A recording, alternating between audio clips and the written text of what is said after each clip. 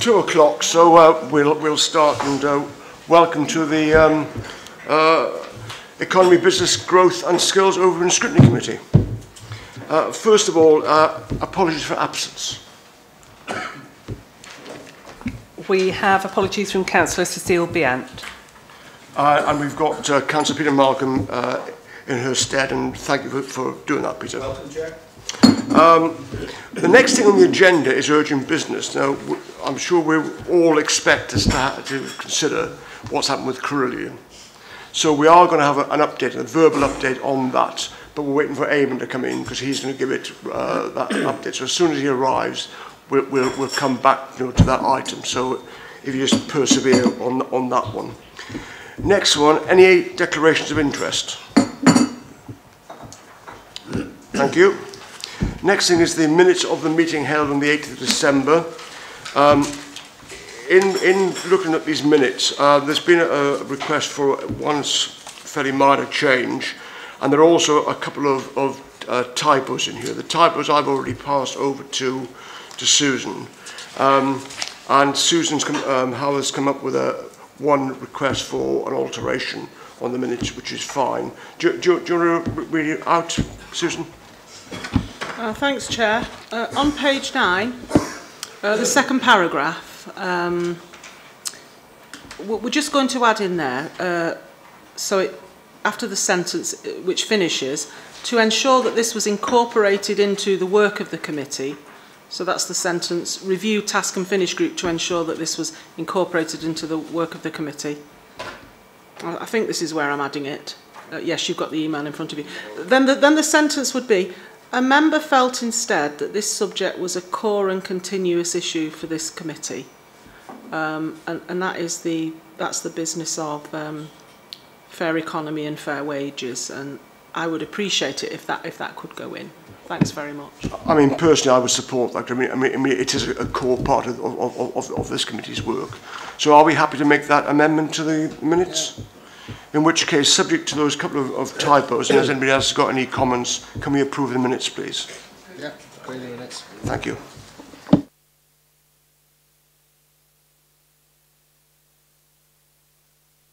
The work and skills overview, an update, is a report of Councillor Sean Anstey, who is the portfolio holder for skills, employment and apprenticeships, and obviously takes on board careers and enterprise network and low skills and long-term unemployed.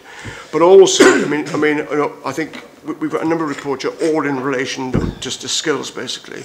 So I think we'll go straight through each report as you know, and you handle it how you want to do it. But we will take obviously questions as we go along at the appropriate points in time. So, Sean. Yeah. Oh, can we pause there? And once Eamon's had time to catch a breath, then we'll have an update on a verbal update on Carillion.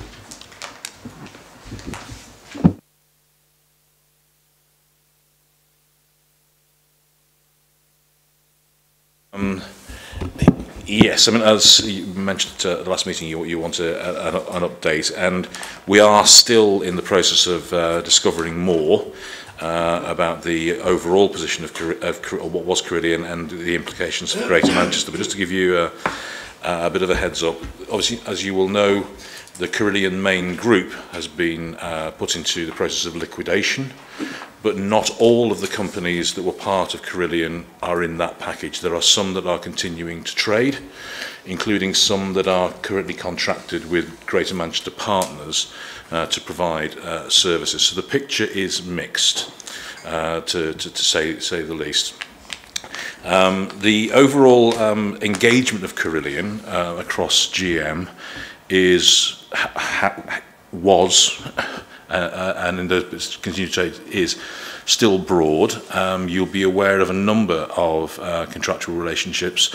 Carillion were a property services provider for Tameside and for Stockport.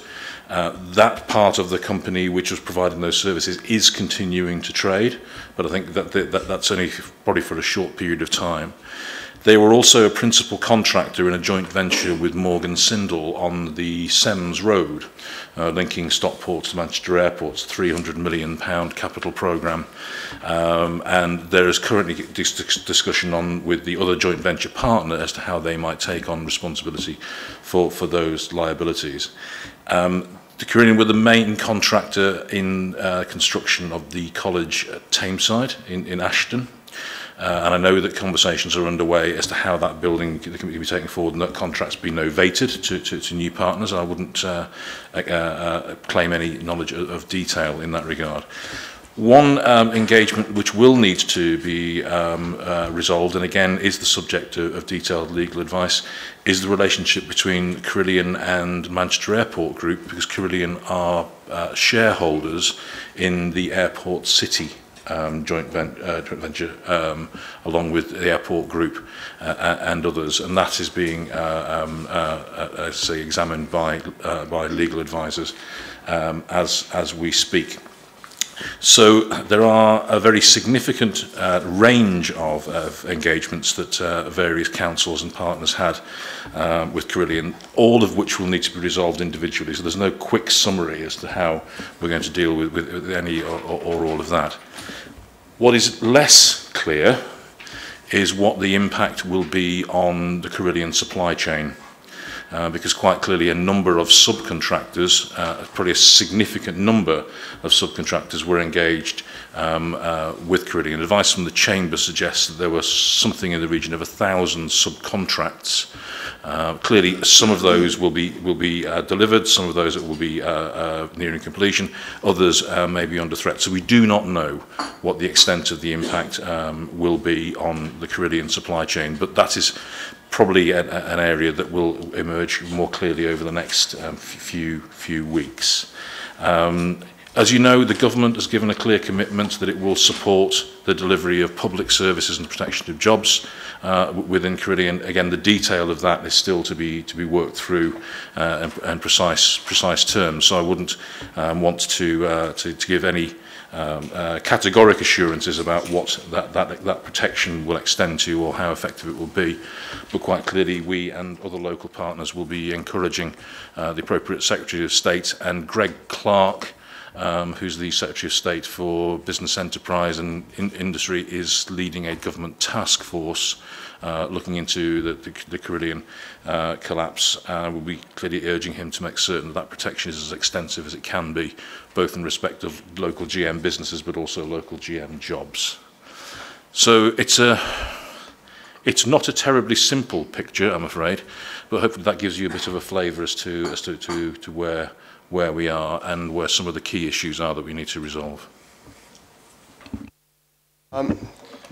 Councillor Harmon, you had your hand up, but can I just preempt things first of all? Clearly there are certain things that are commercially sensitive, and Eamon will not be able to respond where there's an issue there, particularly bearing in mind that this is a public meeting and it's on a webcam. So, Councillor Ahmed. Thank you, Chair. Thank you. I'll be very brief. Just a quick interjection here, Eamon. Thank you for that update. And it's obviously incredible issue for the Greater Manchester area and the country itself. Right, just for our interest, what sort of share are we talking about Carillion has with the airport? Because what percentage of a kind of share? And the other one is about any. We've seen the update on the apprentice affected, and so far so good. They're not going to be. Is there any further news on that? Thank you. Just to be clear, Carillion were not at any time a shareholder in Manchester Airport. They were a partner in the Manchester Airport City joint venture, which is this venture that had been set up by the Airport Group with Beijing Construction to deliver the commercial development at the airport, both logistics and other commercial development. Carillion are not partners or shareholders in the airport itself.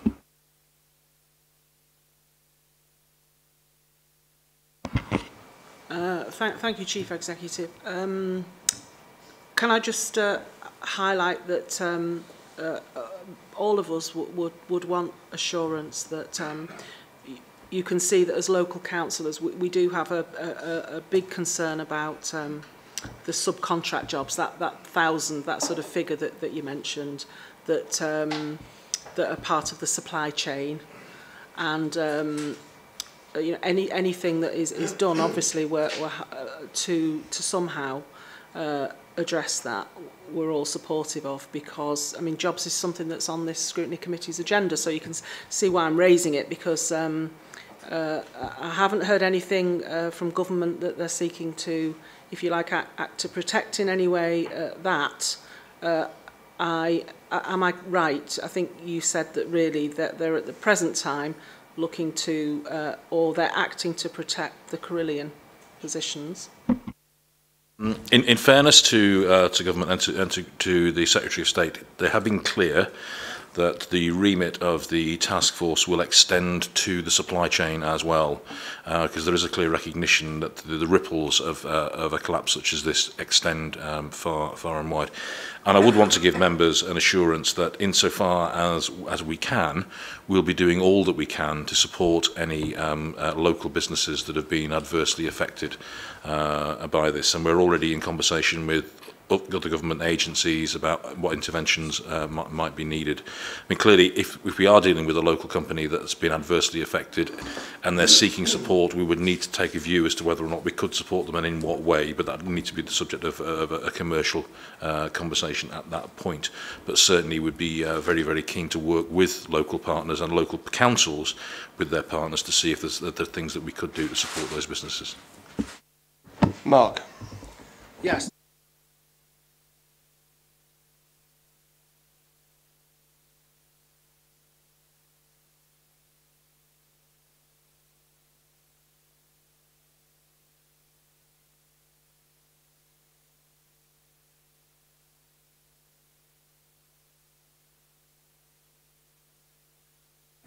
We flagged it up at our last committee meeting here in relation to Manchester Airport and the enterprise zone. And just as you were talking, Eamon, I look back at the minute and it says it was confirmed that Manchester Airport Group, Property Group, were having regular conversations with Carillion and had received assurances that their banks were backing them. So much for those assurances. I'm sure from the combined authority perspective you are doing all that you can, and you'll be working with individual local authorities as well, and we'd be grateful for regular updates, I think, on this, because it is a fast moving situation rather than necessarily waiting for the next meeting of this Scrutiny Committee. Thank you, Chair. Do you want to comment, Eamon? That's fine. I mean, are there any more questions? I mean, I do appreciate if this update. I mean, clearly, it's a concern for all of us. And as you quite rightly say, it's a very, very complex situation. It's, because of all the joint ventures, within the group and what Carillion are involved with. We just have to wait and see how it unfolds and what support there is, from the government in terms of the public sector, and also, as you say as well, for subcontractors as well going forwards. So it's difficult situation, but I'm sure that you will keep a very close watch and brief on it. But it's also down to the individual authorities as well. And a good example of that, in Rochdale, with my authority, we have actually got 3 schools which have got major FM contracts with Carillion. So it's I thank you again. And I don't know if there's anything else you want to add. Just to say that the first thing that we did when the news of the collapse broke was to try and discover what the nature of the relationships were with Carillion right the way across GM, and I'm grateful to my colleagues who responded so quickly. But the only thing I would say to the committee, and I'll say to chief executive colleagues as well, is that as things emerge and change in individual districts around particular subcontractors or such like, the more that we can share that in knowledge information, the better. So we'll certainly try and keep as comprehensive a picture as we possibly can. Thank you.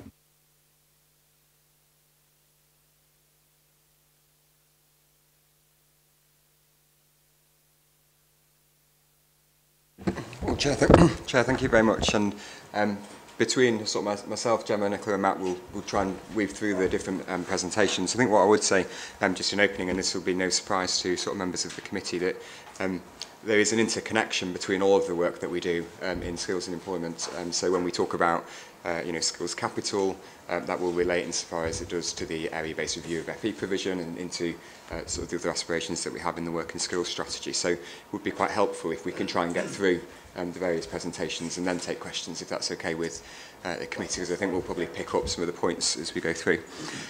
We've provided sort of the overview report that I think provides a substantive detail of the activities that's been undertaken across the portfolio. There's a huge amount of work that is progressing to plan, which is positive, and then the descriptions of where we're at in each points. I think the things that I'd highlight in particular to the committee, first of all, we'll have a presentation shortly on Bridge GM. It's a huge part of one of the key achievements that the portfolio has delivered over the last few months.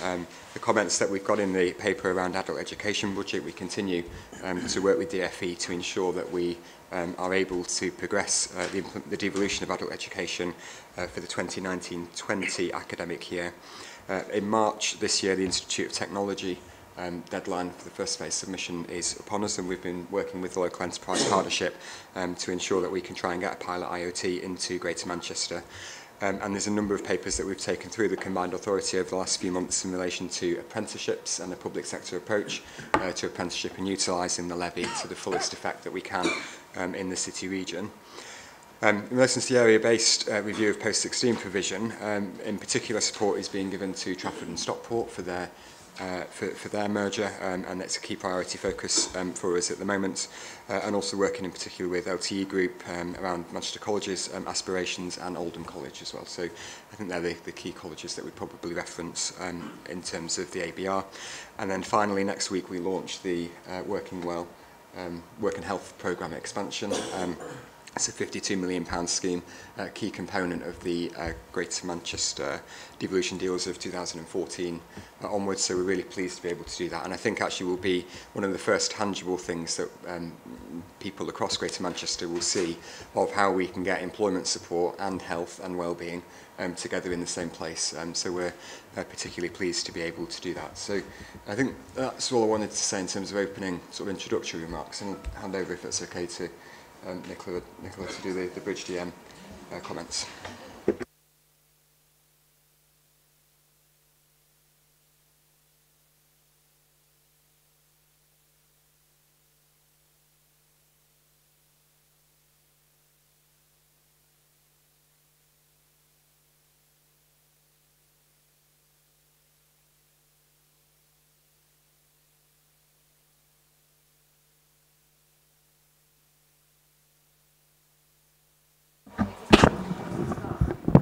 That work?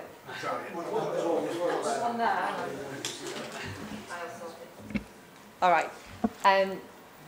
So as I was saying, thank you very much, and I'm just going to take you through a number of slides that you've had sight of, just to introduce you to Bridge GM and the work that we've been doing with our schools and young people around careers and connecting young people to business and work experience opportunities.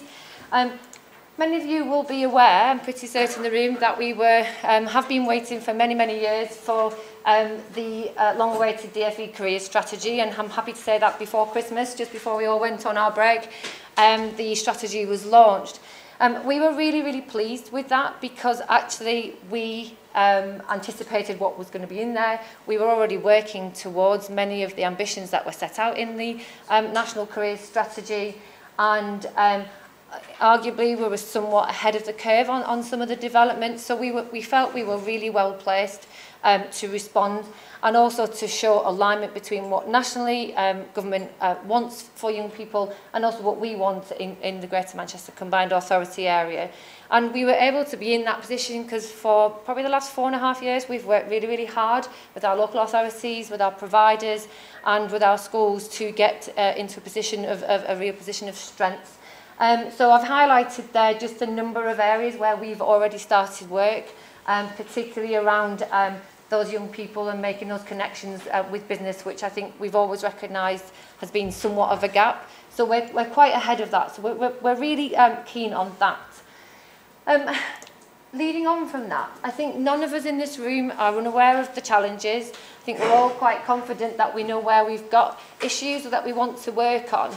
But actually what working on the career strategy can do in Greater Manchester is look at solutions and opportunities to redress some of those challenges. And I think one of the things that we are confident around is that there is some consensus, quite not a lot of consensus actually, around careers being one of those solutions to start tackling some of these issues. It's clearly not the silver bullet, but it's one of many solutions. And so we know that this is the issue, but this is some very tangible and practical actions that we can now take. So Bridge DM is the working skills approach to careers, and I will go into a little bit more detail about what that is exactly. But we're very confident, and it's very helpful that the narrative set out in the Greater Manchester Strategy is really helping move now the agenda forward over the next 5 to 10 years. So we know that there are many, many developments already happening on the ground in our local areas with our schools and at a combined authority level. So some of those we can build on. We've got existing strengths, and I think that's how we can galvanise together some of that strength and move forward. And some of these areas set out in GMS are quite new, particularly around Curriculum for Life and Life Ready. So bringing all of that together, as Sean outlined in the Working Skills Strategy, is really important. So again, all very helpful narrative, all in the right direction. I'm just pointing, there we are. So what is Bridge GM? Well, we identify through our work, through our evidence, and working with a really wide range of partners, that actually to help those young people and to get to the heart of delivering high quality programmes to those young people, it had to be a network really, and building on the back of some of the careers and enterprise philosophy is that you can work with the schools, and you can also work with a whole bunch of providers that are doing some excellent work out there, but quite often it's been said to have a lot of confusion, can't get into schools, or when they are in schools there's too much noise and they don't know which provider to choose. So we feel that you need the business community, you need the education community, and you need that provider marketplace to come together and say, right, we have an ambition which is highlighted in GMS. How are we all going to work together and move forward so that actually the right opportunities reach the right young people at the right time? This is a long-term commitment to helping them become work ready. So that's what we set out as our sort of vision statement for Bridge GM. We'd already done quite a lot of work when we were thinking about Bridge GM, and then the alignment between the national strategies all coming together in what I'd like to think is some sort of planetary alignment. It's a bit grandiose, but it's kind of things have all fallen into place really well by design sometimes, but sometimes it's just that it's happened and it's been fortuitous. But we've done a heck of a lot of work with our local authority stakeholders, some of our providers, in defining some pillars that we wanted to concentrate on. And these were the 5 areas that we think we can make most progress with. In particular, enhancing that curriculum offer in schools, that is highlighted in the Greater Manchester Strategy. What more can we bring in our partnerships to strengthen that curriculum, given its rigidity and also the constraints placed and the pressures on schools to deliver a certain curriculum? We know we can deliver on a dynamic network of business and education through the Careers and Enterprise Advisor Network, which I'll highlight in a little moment. And as well, we are very, very keen that we develop this high quality, this prestigious careers programme that every young person should be entitled to. And we've got mechanisms in place that can deliver that through the Enterprise Advisor Network and also through our wider work. The other 2, coherence and clarity, simplification of a marketplace, we can do that. And the evidence base is something that we can do as well outside. But the 3 areas I mentioned first is something that we have an advisory board, Careers and Employability Advisory Board, and they will take on those 3 challenges. And that board is made up of head teachers and businesses leading this change, and the rest can be done through our operational groups. So we have got existing strengths, like I mentioned at the beginning, particularly on the strategic side. We are now in a really strong position that when things land nationally, we are able to flex that model and work to suit our local areas and the needs of the different needs in different areas, so that it's not this one size fits all, and that's very important. We have convening capabilities now. I think people do come and work with us and say, actually, I want to be in there, and we can start gathering evidence, which we've not yet been able to do, and I think that is really powerful. What is really making a difference to those young people? We've got lots of operational support. We have done some programmes prior to this refresh of our careers work, where we've got 70 leaders in 70 secondary schools taking on and have absolutely flown in terms of their careers provision for young people. We've now got a really active forum, and in fact on Tuesday coming up we've got 150 businesses coming to the cricket ground, meeting with 300 young people and through a networking event. So we're starting to really expand that, that network that is part of that vision. And then underneath all this, we've got a really good toolkit called bridgegm.co.uk for all of those three parts of the triangle, in effect, to that network coming together to really move them forward. So this is very much about getting the infrastructure in place so that the young people can really benefit at the heart of it. And on the financial side, this is really positive. For everything that we've been doing, we've had 50% of our match funding from the Careers and Enterprise Company. In the latest strategy, some of you will know, Careers and Enterprise Company are writ large right the way through this, and that's really critical. So we have that relationship with them. But Manchester City Council has match funded a position already, so that's really good, and they help Manchester Council work to their priorities as well as to the combined authorities. So again, we've got that great partnership. Alden is fully funded, so we have a relationship building there. Wigan actually mentioned that they have successfully secured some funding and they want to be part of this too. And we've got some work with the growth company, so we can expand this, serving local areas, but keeping this quality kind of core team in the centre. So we're in a fabulous place. We've got some targets that we want to do, and we've set it out in GMS, but we've also got some broader targets that every young person has at least one encounter with a business in every year that they're in education. We want them all to have a first-hand experience of the workplace, and we've written it in that way. It's not just work experience at any cost, it's a really high-quality experience that they can have. We want them to have a quality careers programme, and we want them to have a relationships in what they're studying and what happens out there in the real world of work. And you can see that those targets are helping to underpin some of the big targets set out in the Greater Manchester Strategy. So, what will it offer if we can carry on with this work and really build that capacity? Well, we know what employers can gain from this in terms of looking at that strategic development and that talent pool and that pipeline coming through. We know that it can support the CSR strategies. Part of it is that recognition, so we know that those 150 businesses on Tuesday are going to be really positive. We'll be tweeting and bringing that kind of network to life.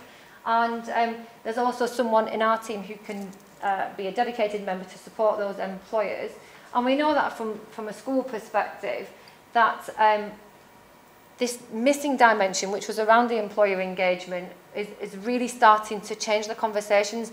Once it was at this operational level, I mean, you'll have all heard it's the careers advisor in the library or in the cupboard, and they don't get the resource, they don't get the space. But actually, we've got heads now involved in this, we've got senior leaders coming to the table. That will only be good for us in terms of tipping that change, in terms of bringing this prestigious careers programme together. So some great outcomes, I think, in terms of moving forward. So achievements to date. So we have 77 schools actually connected into the Enterprise Advisor Network. Through that network, we've had an additional £339,000 come into the area, offering programmes for young people. We had already started work with 160 of our secondary schools working towards a quality mark, which was funded through City Deal, and through other investments. Each local authority area got at least 170,000 worth of different careers activities in their area. So that's been over the last 5 years. I mentioned about the 70 schools doing this leadership programme, which is about really changing culture in school towards careers. We've now got 45 schools and 45 businesses matched, and that does take some time, but with 60 potential advisors recruited, waiting in line for more schools to come on. We know we've worked hard on our apprenticeship agenda in terms of trying to offer as much IAG information, advice and guidance to young people on that. And as a result of that, 1,900 young people expressed an interest in wanting to do an apprenticeship. And we've got some European social funding as well to help sort of build that capacity. So we've had some very qualitative outcomes, I think, in terms of leadership and culture, but also some quantitative ones as well as we've moved through. And that's why we've really got a good, strong basis for moving forward. And to finish off, what we're looking at beyond 2020 is that if we can pull all of this and get it all working in the way that I think we can, I'm pretty confident we can, then we will have this very school-led, place-based approach to careers and employability, and that can only be a good thing. Thank you very much. shall I stay here for questions? Yeah, Chair, if I may, just contradicts what I asked before. I think I understand Nicola's not with us for the full meeting, so if there was questions for yes, thank you. bridge, Thank you. then that would be quite Yes, helpful, thank and you. then we'll go back on track. Okay, well,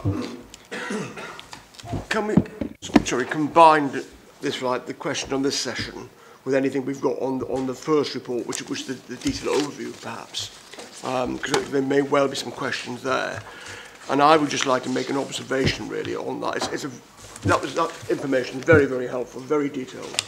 The one thing I didn't understand, and I don't want to go into detail for this situation, but I didn't quite understand when it says on the yellow, progressing with some risk issues identified. I didn't get a sense from the report of what the issues or risks were. And it might be helpful, rather than getting bogged down, unless anybody's got specific questions on that, just to give us some sort of flavour on that as a separate sort of very brief report coming out, after the meeting to the members of this committee. Okay? But so if I can throw it open to questions, either on the first agenda item 5 or on the presentation. Sorry. Yeah. Who was first? Okay. Yeah, yes. Sorry.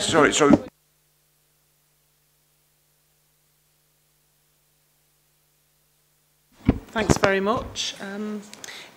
There are really some questions and points on the main paper, actually, Sean, if that's all right. So the evidence shows us that there's too many low-paid workers in Greater Manchester, and I'm sorry to say that is poverty, and evidence shows us it's an increase in skills that leads to a better job.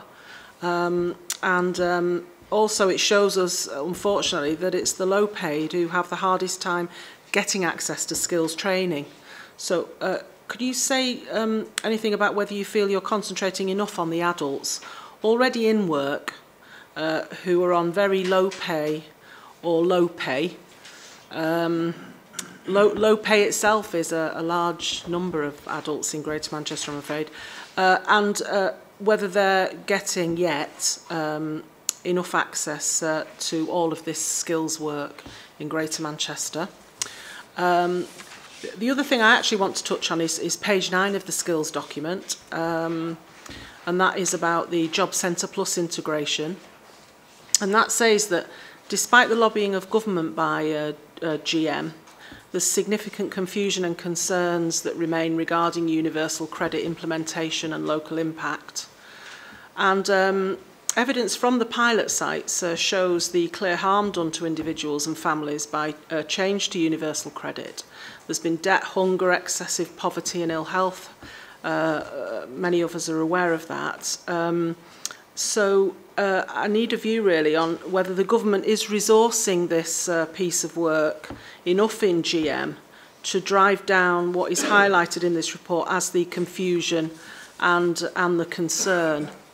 The other thing I wanted to get a bit more of a feel for you on skills is that much of the predicted jobs growth is going to be, we're told, around level 3 and level 4.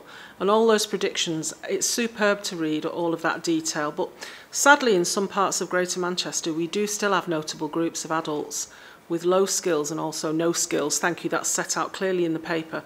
So do you feel that there's enough effort going into the provision of jobs for those with the low skills and no skills? And I think this actually does relate to that first question I posed. How can we increase the skills of those, say, that don't have any or have low ones, to at least get to level 2 or 3? Thank you very much. Okay. Jump to, yeah.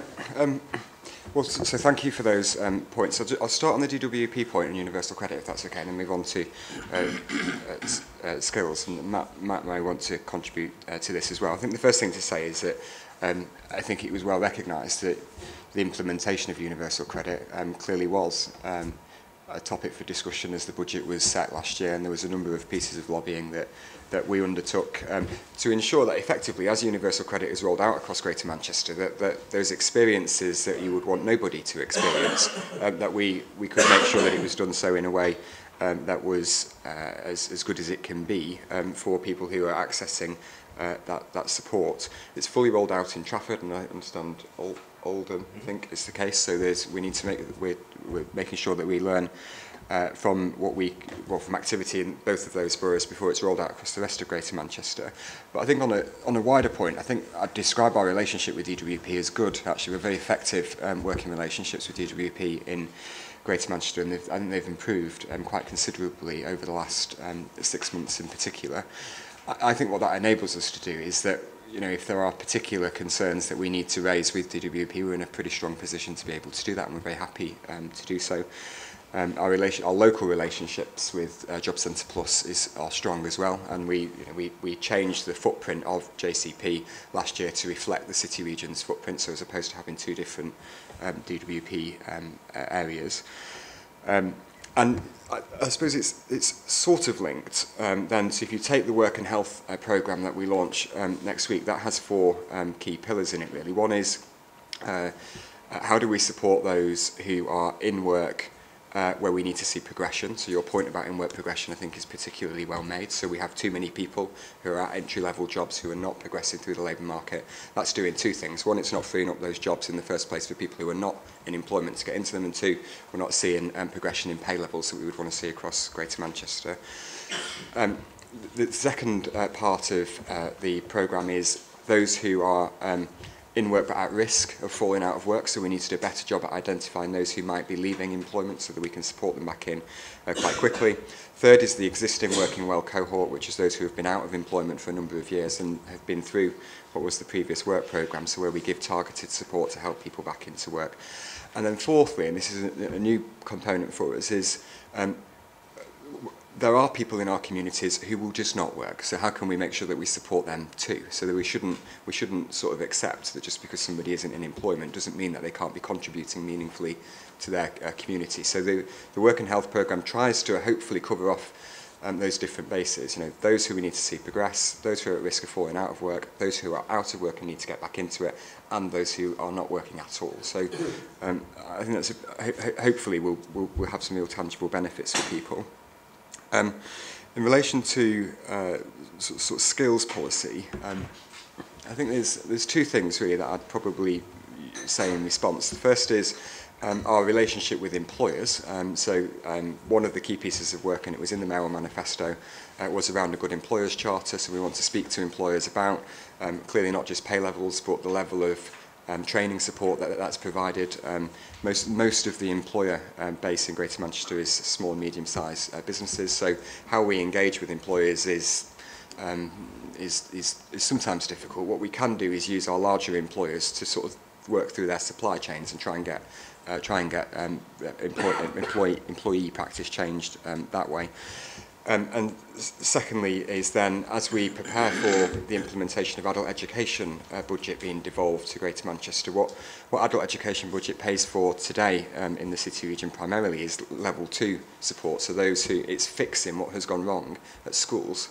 And we need to one, see a step change in secondary level performance across Greater Manchester, because what that will then have the knock-on effect to do is that we can start using a devolved adult education budget for what it is designed to do, which is skills for people across Greater Manchester. So that will be important to us as well as we prepare for that. I don't know if is there anything you want to add? Okay.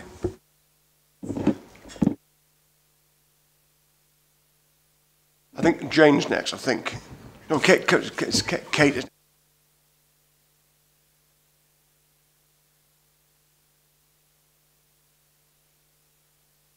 Sorry. You mentioned, I think, about, I was trying to write it down rapidly, but I think you mentioned about 300 pupils attending this conference, which sounds like a great number, but obviously for the average school it's about 1.5 times the average year 11. So my first question is really, is it ambitious enough? Are we going to get enough people to take advantage of that?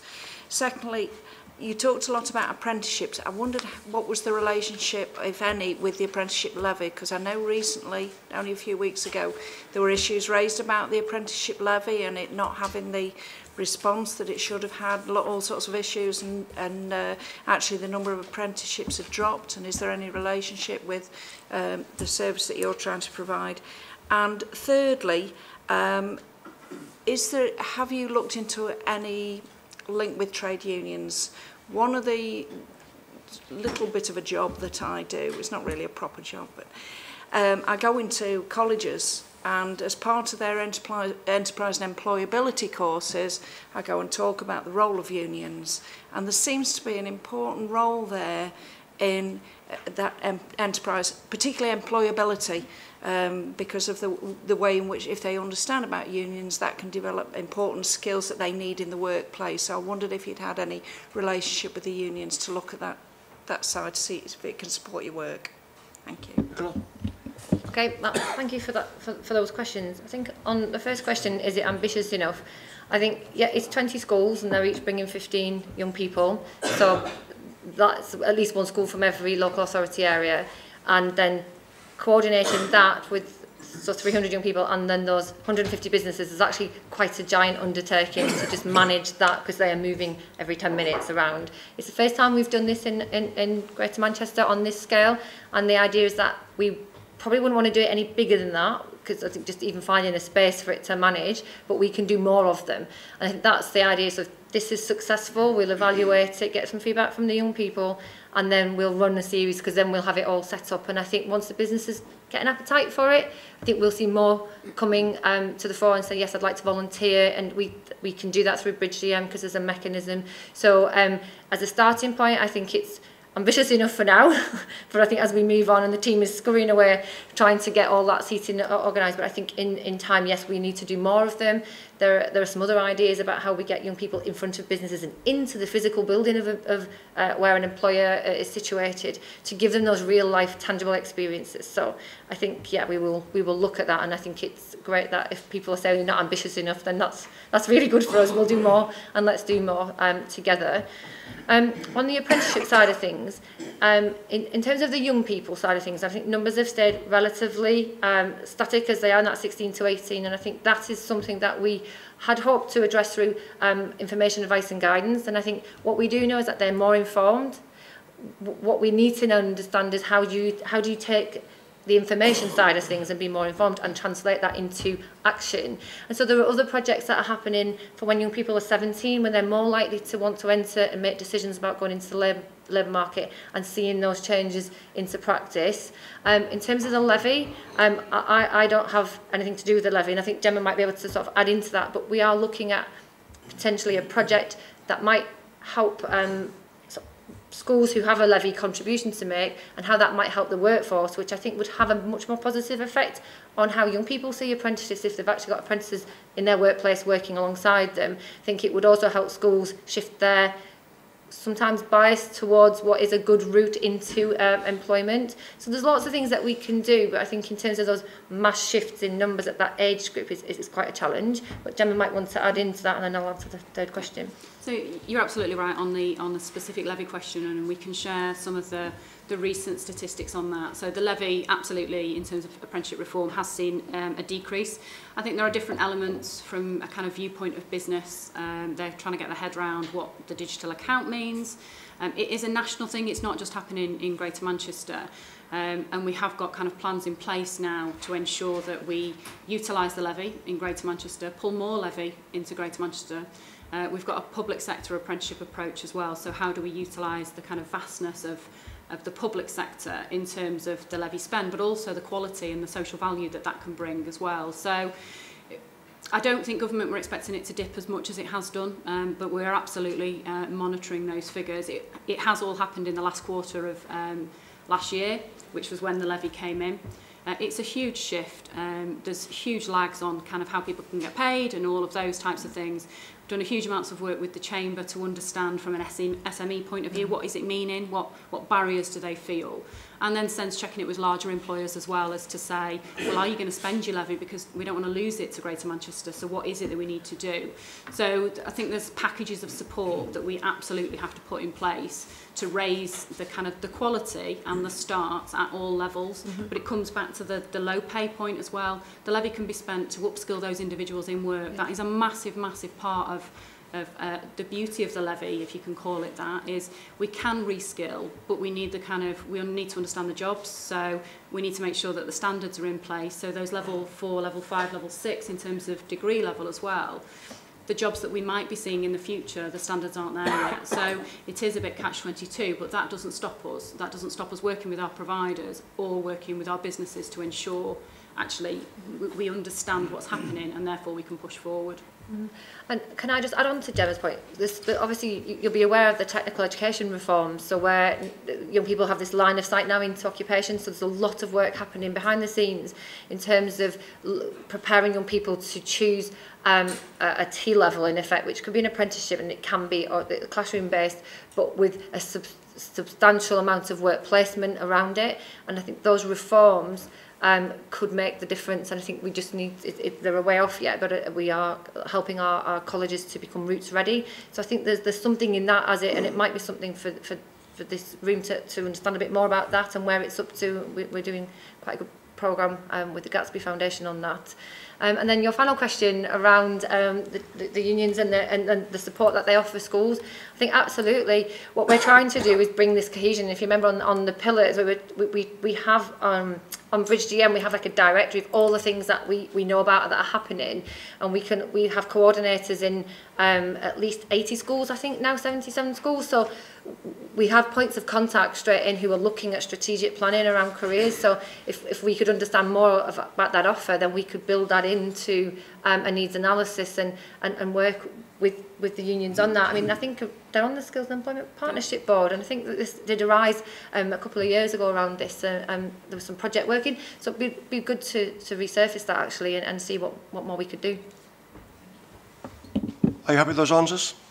Good. Ask Ahmed to ask the next question. Can I just pick up on one of the things we were talking about, i.e. about careers, advice in the round.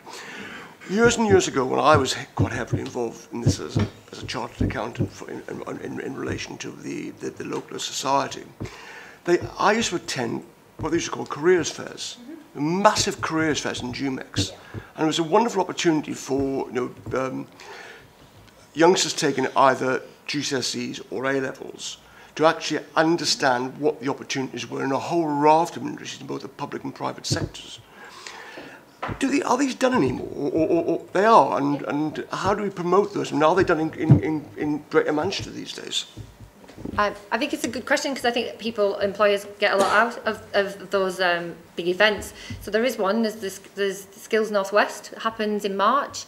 I think it's 21st of March this year, and we work with the organisation Prospect, who does that, and they usually get about 8,000 young people through their doors. And but one of the challenges for them is to get the businesses from Greater Manchester to attend, so that when the young people are going round and considering their options, they're seeing the likes of Teesside University there, and it's not very reflective of, but it costs them a lot of money to put on. So I think in terms of encouraging our local businesses, we are trying to help them find incentives to reduce the cost of what it would be to put up a stand there. But I mean, you get some really good employers there, and I think it would just be good if it was a bit more reflective of the GM kind of economy. But yeah, they happen. Good, okay, thanks. Ahmed. Thanks, Chair. I've got three observations on NEET, the ESF and the IAG related, and the young people in prison. Start with the NEET. This is GM-wide. In terms of NEET, any movement in relation to any statistical that they're coming off, or they're going into, how many going into education, and training, and so on and so forth. That's the first question. And is there a reducing number, or is it going up? The trend. First question. And the second question is to do with the information advice guidance given by career advisors. ESF is European money. If it goes off, is there a contingency there to support that piece of work and continuation? And the third one is a big one, I suppose. 1/3 of young people going into the prison population, according to this, is that correct? 1/3 of the 18 to 25-year-old, the prison population is that age band. Is that correct? Any chance of numbering them? How many are there? And what sort of work because they're supposed to be coming back to the society and getting into employment and not going into criminality, of course, hope not. So what sort of intervention is happening in the prison, and that's the kind of terrain I want to explore with you. Thank you. Thank you for those questions. They're really topical actually at the moment, because yes, I think looking at the figures around those young people not in education, employment and training, you would look and actually there's a slight decline in that figure, and most areas are doing relatively well against national benchmarks. But what we're doing a piece of work into that at the moment to try and understand what that is telling us, given that year-on-year resources in this area have been reduced, and thankfully we do have the ESF, so it's a really good point that you raised around the contingency for when that finishes. But what we think and what we want to find more about is that those figures are masking some young people that at any given point, then it's not the same people who are NEET all of the time, so actually the figure looks more like it would be 10 to 13%, and we need to understand and do some more analysis to understand those fluctuations as we move through the academic year, because it like I say, it's not the same young people. And I think it's really important to note that there was a change in the statutory duty last year, and so now local authorities are not obliged to report those young people who are 18, who are NEET. So actually the NEET figure looks healthy or healthier, and so again that did benefit some areas. Because of where tracking resources could be placed, and obviously local authorities have that statutory duty just to track 16 and 17-year-olds. So I think we need to understand better that cohort, and we're working in our team with a colleague from Salford Council actually to try and look at that in a bit more depth. But we do want to understand and put in contingencies for when ESF finishes, and Gemma might be able to add a little bit more in terms of moving where we are with ESF and next steps. Yep. So ESF obviously is a tricky one in terms of sustainability, but we've got better signals and more positive signals now from government around the remaining amount of ESF in terms of claiming that down in terms of the second half of the programme. So that's all positive, and what that will then reflect is it gives us a fresh look at the Greater Manchester strategy in terms of what can we now start focusing ESF on. So that's really positive. The only the issue that we have around ESF is around match funding, and the limited amount of match funding that there is within an area, but we are working really hard with partners and with each of the government departments to make sure that we're not disadvantaged in certain areas, and trying to identify all match funding. I think the area around sustainability in its entirety, I know there's kind of questions what happens when it stops. The idea is, as Nicola has presented on Bridge, is that you embed things, you embed the change, you embed the way of working, you build that partnership so that everybody knows what the Greater Manchester strategy is about and what its ambition is. So it is about reform, it is about new ways of working, and that's some of the things that we started to test in some of the European programmes and under Bridge and under Work and Health, is that it becomes second nature to those delivery partners, and we have a role to play in ourselves as well. So sustainability of things is always quite tricky. European, we will absolutely draw down as much money as we possibly can if it is, if we can find the match funding, and we will make sure it's relevant to all of the Greater Manchester strategy in terms of young people and older people and those in work as well. But we'd have to do that fairly rapidly over the next few months. Yeah, there was sorry, I didn't answer your question around the young people in the justice system and I think that's a cohort of young people, again, that analysis we really ought to look at, as well as those young people with special educational needs and disabilities, and look at what pathways into employment, if appropriate, do we need to put in place. And I think it is about transition points into, out of either education or into prison, and work with a wider group of people in terms of youth support, etc. So they're really good points and things we need to include in our analysis work. Yep. Just a quick one. In terms of working together, I think the probation service perhaps you need to link up with and see what we can actually do in relation to supporting people actually in the prison. Thank you. Just briefly, Mike, just respond to that. So I think that's right. I mean, it was in last year, I think, there was a devolution arrangement with the Ministry of Justice, which is particularly important so for Greater Manchester. And this is where we really need to start trying to exploit the ability to try and take decisions around, whatever particular policy area, in this instance, skills, and where previously across government these conversations might have been more difficult to be able to say, well, actually, how do you support people who are leaving the justice system to come back into local communities into good employment. So I think we need to look at the different levers that we have available to us to do that. And then on a funding point of view, one of the key points for this portfolio over the next year as we try and look at funding is to get greater flexibility in funding for the different programmes that we've got. So a lot of what we do comes with, some pretty hard ring fences on it. You can't move it around. So ESF or other funds, the ability for us to be able to have flexibility will be important. The apprenticeship levy is a great example of a good idea of money coming into apprenticeships with a whole host of national conditions that go with it. That's not helpful for us. We know if we want to support an apprentice to complete their apprenticeship, which actually is more important than the number of starts that we have in Greater Manchester, how they get to and from work is a key one. Transport across Greater Manchester, and yet the levy can't be used to support anything like that because it's specifically on training providers and how they're paid. So it would be useful at some point, I think, if we, as we make progress on those conversations, that we can both join together the decisions that are being made, but also we can try and get flexibility in the money and how it's being spent. John, did you have a hand up? Yes. Thank you. Two levels of question, which seems to be the fashion at the moment.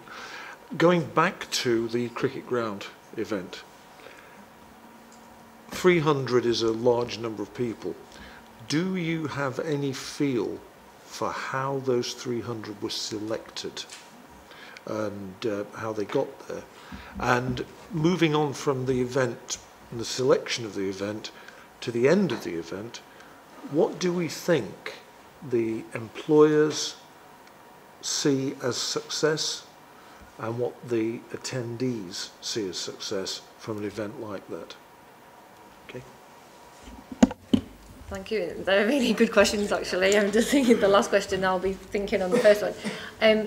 So we have good relationships with the 20 schools, and so we asked those schools to make sure that they picked a wide range of young people. I mean, the age range is 14 to 15, so it's those young people at the point of either having just taken options or going into year 10, and we've asked that it's that they pick from a range of abilities and also a range. I mean, it has to be young people who can conduct themselves well, obviously on the day, and follow codes of conduct, but there is a range of abilities and a range of aspirations, I think, that they've picked. So they've gone into some work.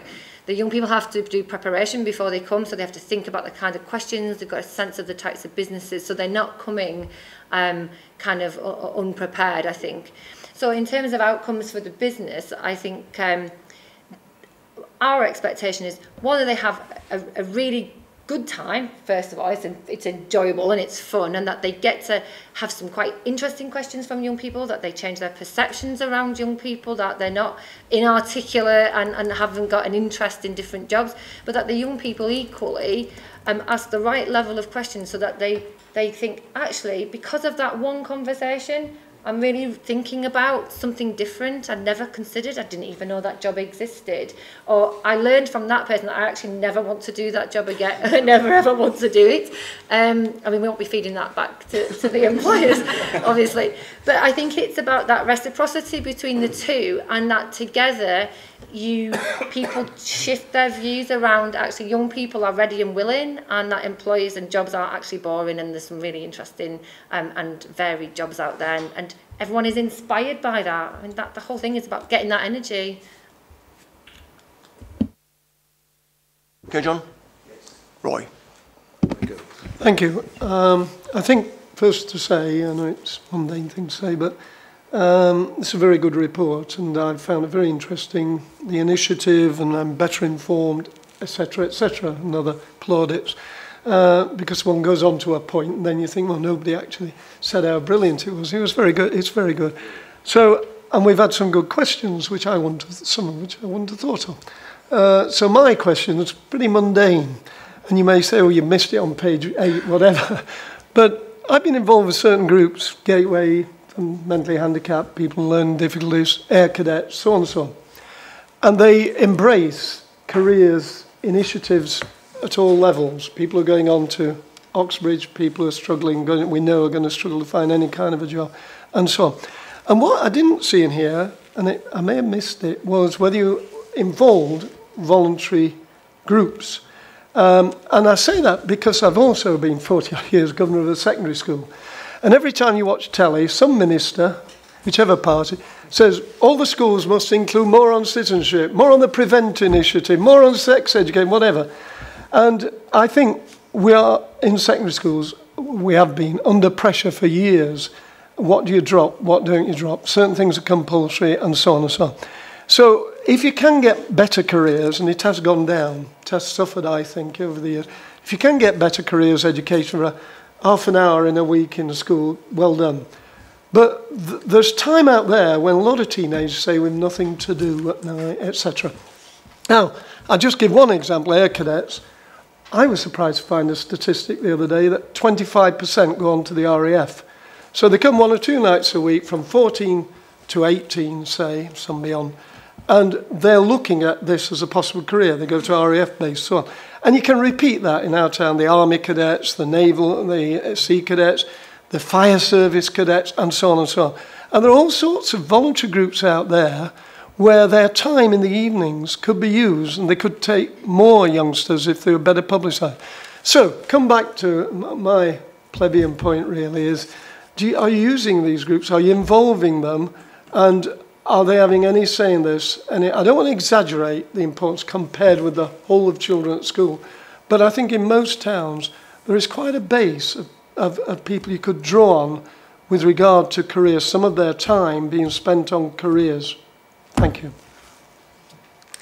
Yeah, thanks very much. I think that's a kind of the wider question in terms of what does that young person need to be, and the term that we use is kind of ready for life or life ready. So what do you need in your bag of tricks to be able to get, no matter where you are born, whatever your gender, you all get equal opportunity. That's right. And there's different things, and people call it different things in terms of careers for life or a passport or Duke of Edinburgh or anything to do that was on the list, Duke of Edinburgh, yeah. There are some fantastic things, and I think what we want to try and do across the Combined Authority with its partners, including the voluntary sector, is to look at that. What are those opportunities for all young people, and where do they add value, and how do you ensure that they link with the kind of the Greater Manchester picture in terms of the jobs and all of that. But it's more about those softer skills in terms of employability that those things bring, you know, as well as keeping them engaged and keeping them off the streets and all of those. So the voluntary sector have different programmes that we don't report on, but maybe it would be useful for us too, that capture all of those opportunities for young people. And I think one of our roles, working with the schools and working with careers and working with business, is to give that access to all young people, not just because your dad knows somebody that knows somebody. And it's things like that, particularly around the engagement with business and that kind of social mobility of young people, that the voluntary sector play an absolutely key part in that. So is it in here? That was my question, really. No, well, elements of it. I know it was long-winded, but I thought you were going to tell me it's there. It's there, yeah. It's absolutely there. They are part of everything that we do. It's just the fact that we perhaps don't report on it I think here. You need to liaise with the voluntary sector in each of the boroughs and encourage them. I think we all need to encourage them more. The people I meet, I just admire, who are working year after year on things like air cadets, you know. Anyway, I'll leave it there. Thanks. Roy, can you just yep, your microphone, thanks. Just briefly, I mean, I think it's implicit rather than explicit in the report, so we probably need to just make sure that we're bringing it out a bit more, as Gemma's referred to. I think what I wanted to say, first of all, in relation to your first comment, the compliments should be paid to the team. They work incredibly hard. It's a very small team, as Gemma knows and Matt knows, and but you know, I'll lobby here, but there is a huge amount of work that goes on to get it done, and I think so. It's appreciated. I think 2 things that I would just add. One is One is we have a particular programme where we're trying to encourage people who are employed across Greater Manchester to take up school governorships. That's particularly important, where we want to try and link our business community, so people who are working into the governance of schools, and that's one of the ways in which we think we can try and improve that connection really between schools and employers, because those transition points where there is a gap between people leaving education and getting into work, and we've got to figure out a way of trying to bridge that. Bridge GM will help to do it. People on governing bodies will help us to do it as well.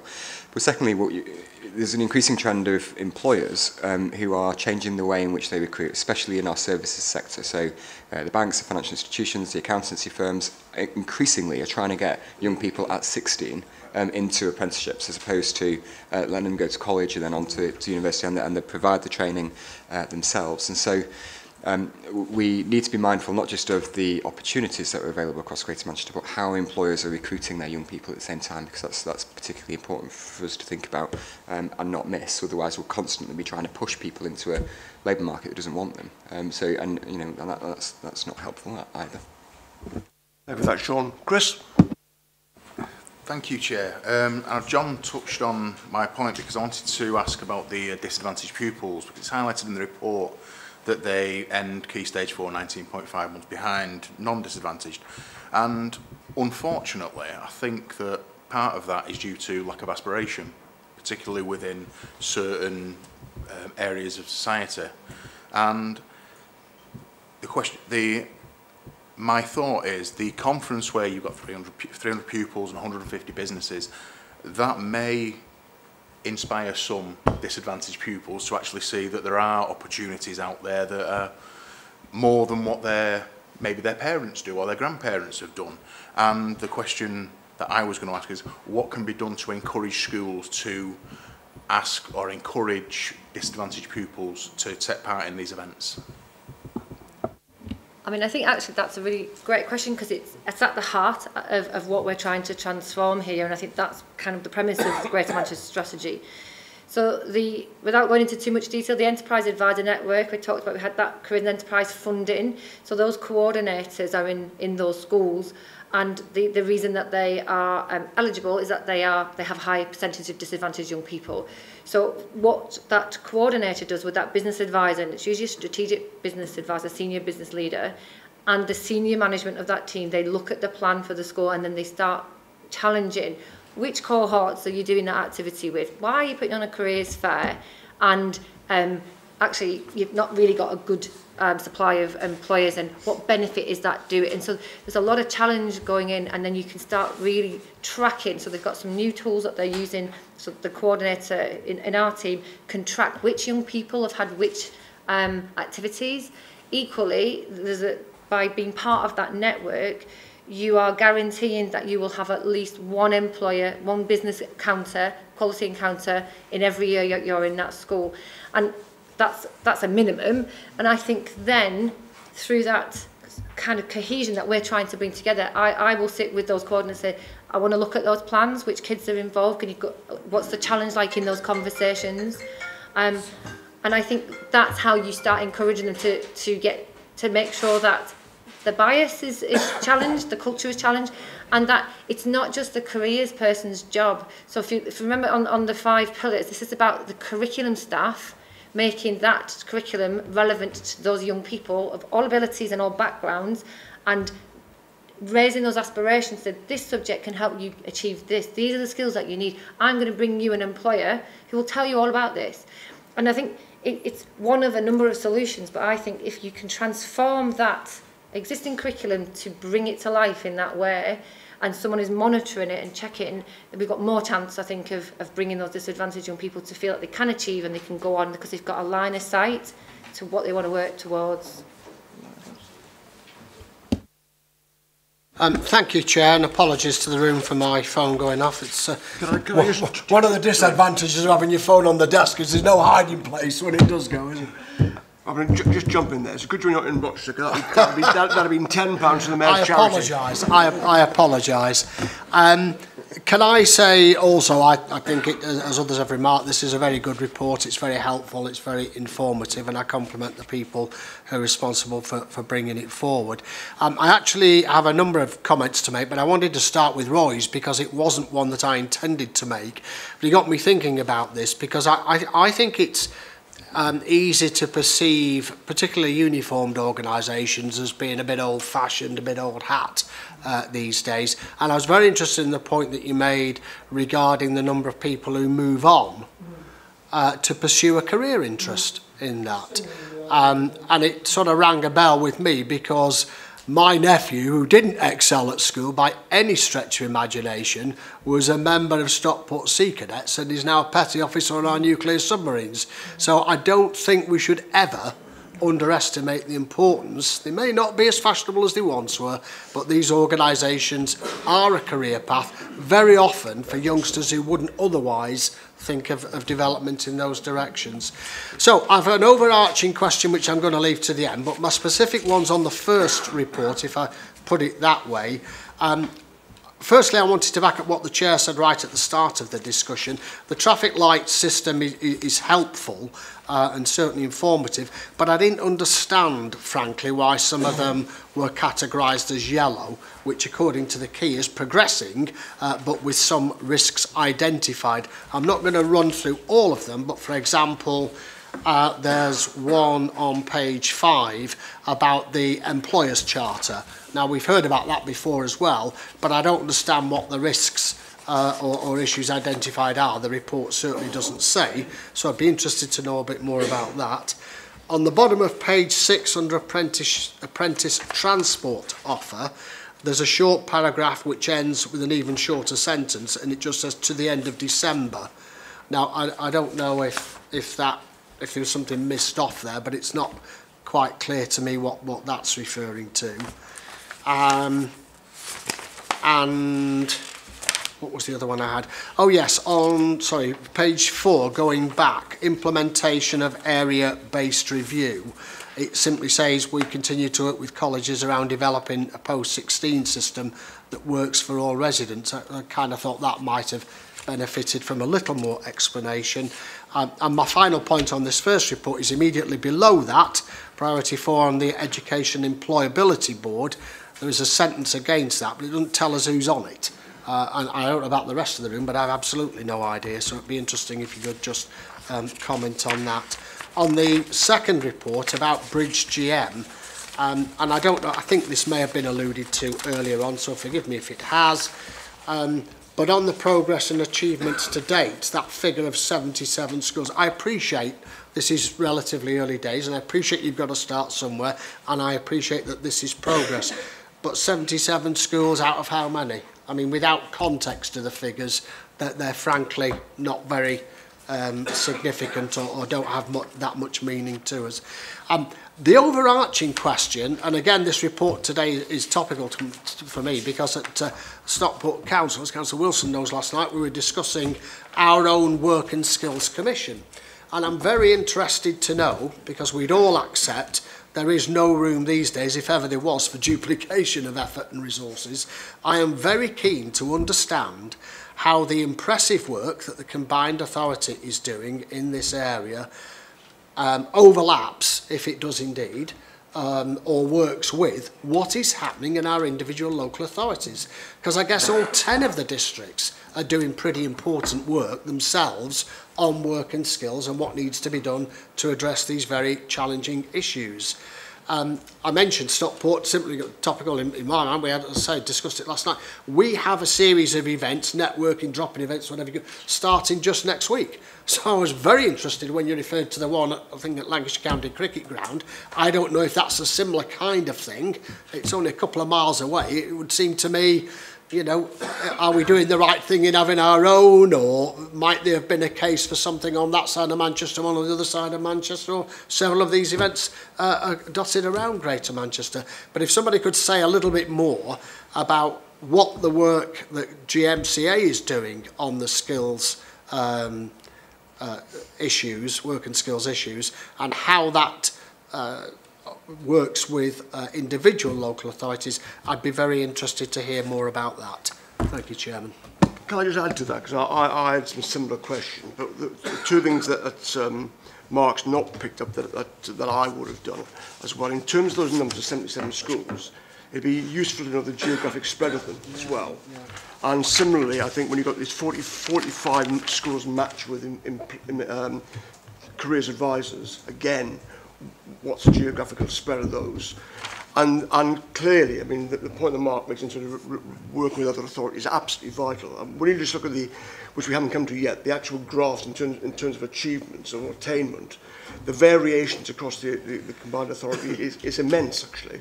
So I think you make some very valid points there, which I'm interested, I'm sure we're all interested in as well, actually. Okay, so I'll give it a go and then quickly work down the line. I think, just Mark, in relation to your first point, you're absolutely right. There's no disagreement in relation to uniformed organisations. The more that we can get young people accessing the opportunities that exist across Greater Manchester in whatever field it is they want to do, then you're absolutely, I think this point is well made. I mean, it's also a point I think that we'll take away and come back to the committee on in relation to some greater levels of feedback around the amber points. I can see why you're saying what you are. I mean, effectively, in relation to the Employers' Charter, I think we would have thought we would have been further progressed today than where we are, and it's no more than that. So it's a timing thing as opposed to a content thing that's wrong there. Similarly, adult education budget is amber, that is a decision of government to delay it by a year. So it's not that it's not that I think there's major causes for concern. I think we just need to give greater clarity about why we've categorised those things as amber, so we'll do that. On the area-based review, the primary focus around the ABR at the moment is the Trafford and Stockport merger that is progressing. There's a host of work that's been undertaken, both in relation to Skills Capital, and we'll be talking about Skills Capital shortly, but also the restructuring fund for the implementation of the ABR. Closely followed that is LT Group in Manchester. Oldham, as a reference to my opening remarks, we've seen some good progress in Oldham in terms of implementation there. Salford City was a standalone option as a result of the mergers of those colleges previously. But again, if the committee wants more information in relation to the ABR, then we can provide it. That's not an issue. On the Transport for Greater Manchester transport points,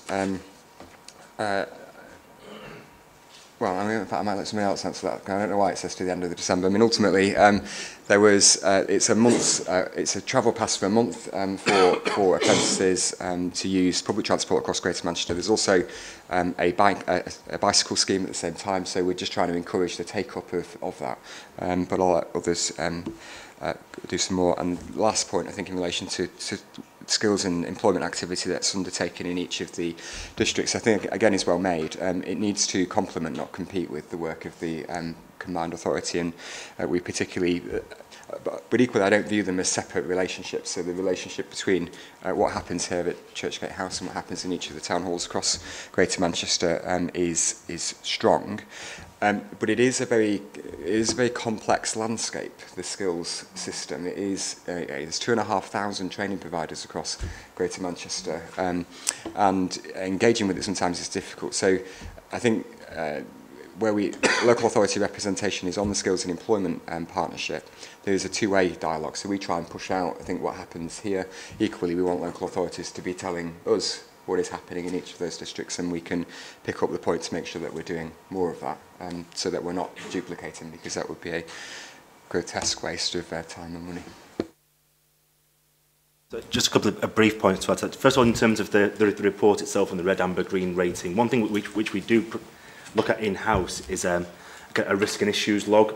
That might be an opportunity to include some of that within the paper, so that it's clear to see actually what those risks and issues are within.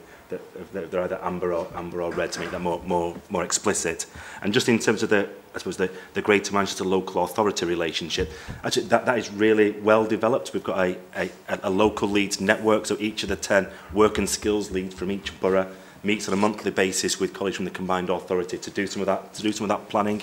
And we've got a real opportunity, I think, over the next 3 months in terms of the development of the Greater Manchester Strategy Implementation Plan, to ensure we've got that link between local skills and work priorities, and that goal will link through to the Greater Manchester strategy. And a number of workshops, including the one in Stockport, is being used through that. So I know events have been established in a number of districts. So there's a real opportunity to make sure we are fully joined up in terms of our approach, and we're not duplicating effort.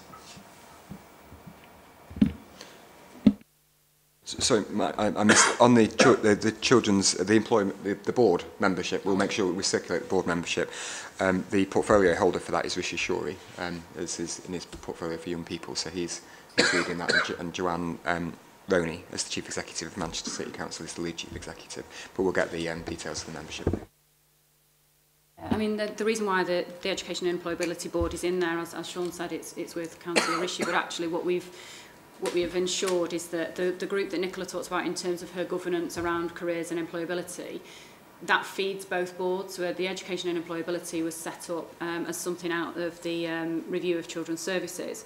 But there is a clear link, because it's got employability in the title. If we are developing a really coherent education and skills system, you would think, you know, we would try and join up. So that's really what we've done. So I sit on that board, and there's that link between the education and then the post-16 world. It's only met once, so it is in early days, and we can share the membership, and they're just re-looking at that in terms of its role. Along with other governance, because of things like the Greater Manchester strategy.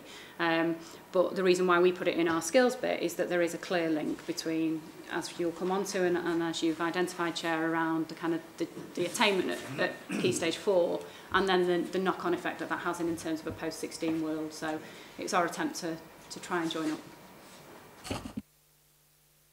In relation to the details of the school, perhaps you could circulate that, so the 77 and the 45 matched. I'm conscious that time is pressing on, actually, so we can keep some of the questions as short as possible. So, Elise. Thank you, Chair.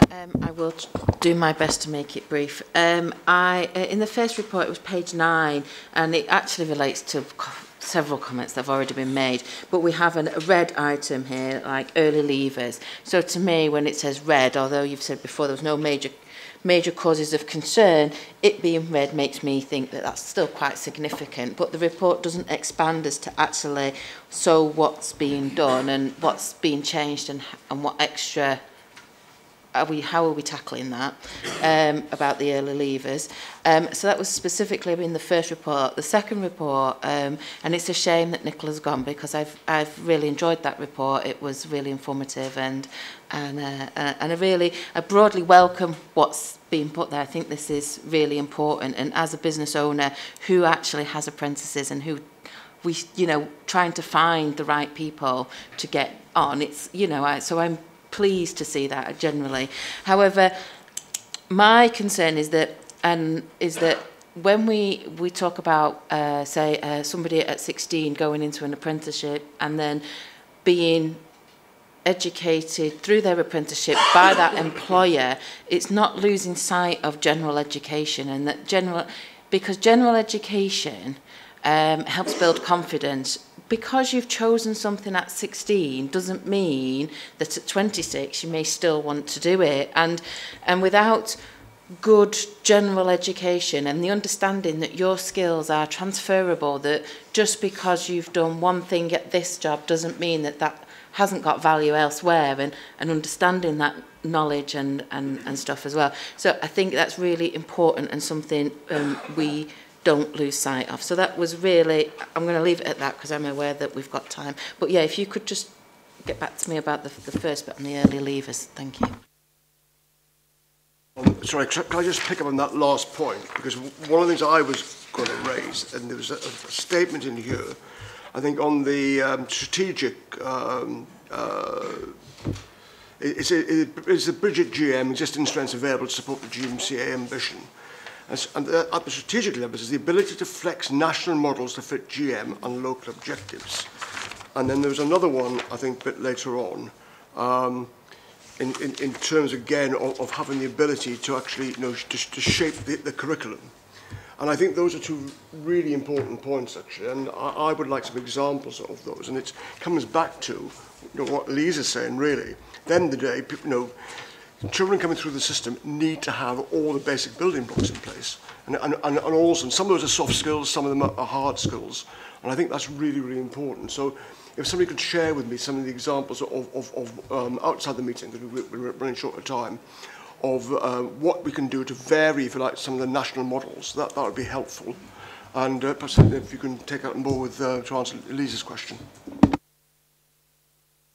Just quickly in response to the early leavers red rating. So when the Working Well programme commenced, our plan originally was to work with 5,000 people, all referred from the job centre, all on a certain benefit, so all had to work due to ill health, so within the work-related activity group. And we expected all of those, or the majority of those people, to complete 2 years' worth of provision through the Working Well programme to be supported into work.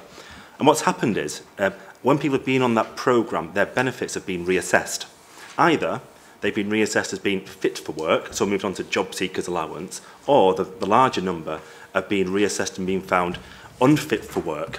And what's happening then is, as opposed to them being able to stay with our commissioned provider, in fact, they have to leave the programme, which is not ideal. Now, we've changed that over time, so it's more a voluntary programme, people can remain. But that caused a real issue for us and our providers, because what that's meant is we're paying for people who are getting some support, and then because their benefit has changed, that support is no longer available to them. So one of the good things about a test and learn approach in Greater Manchester is that was an issue we identified, but we're now looking to resolve that in future programmes. But that's why it is red.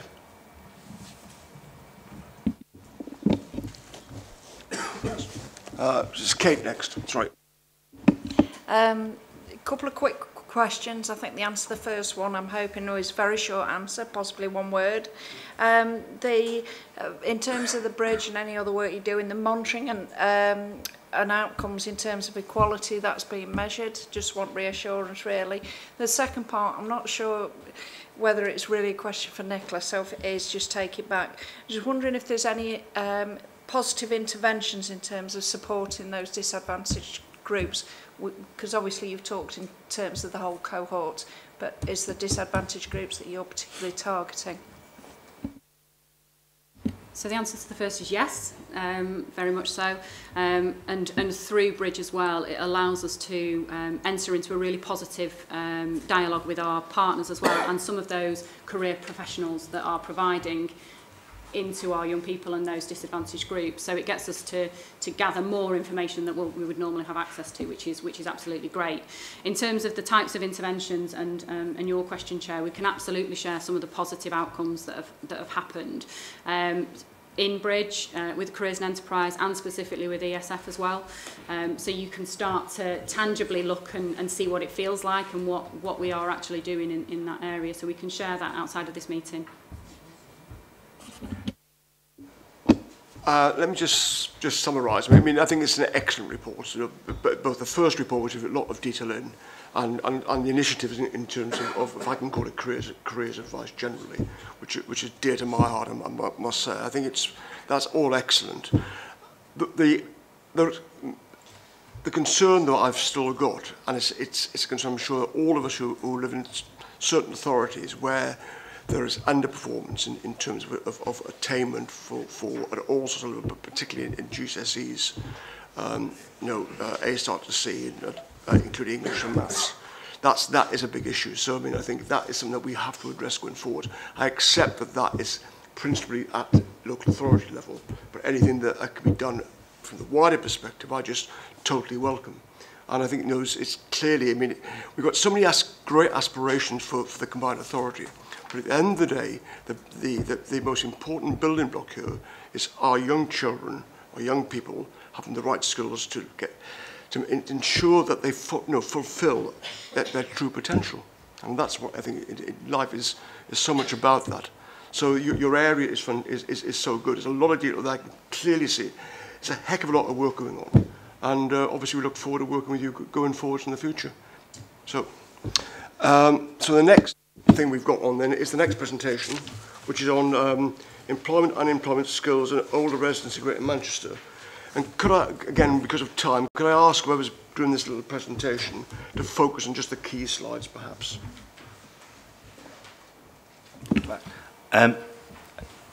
Just in terms of the context for this presentation, so I suppose we've done things perhaps the wrong way around, because what this presentation provides is the context and rationale for the activities which are in the highlight report.